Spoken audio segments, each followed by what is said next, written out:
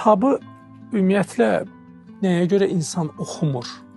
Ona görə ki, kitaba olan ehtiyacını görmür. Əgər o görsə ki, bu kitaba ehtiyacı var və kitab bunun həyatında nə qədər ciddi dəyişikliklər edə bilər, nə qədər xəstəliklərinin əlacı kitabdadır, bu adam kitab oxuyar.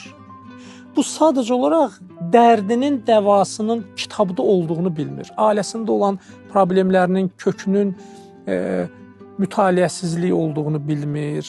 İçində olan o psixoloji boşluqları, mənəvi boşluqları bilmir ki, dərdi kitabdadır. Bu anlamır ki, bir çox içində yaralar var ki, onu kitab sağalda bilər. Həyatında bir çox problemləri var ki, və dönə-dönə o problemlərlə üzləşir, dönə-dönə o çuxurlara düşür. Bu anlamır ki, kitab oxusa, o çuxurlardan qaçma yollarını biləcək. İntihar edir, anlamır ki, intiharının dərdi kitablarda var. Bax, bunun səbəbi odur ki, adam kitabı başa düşmür.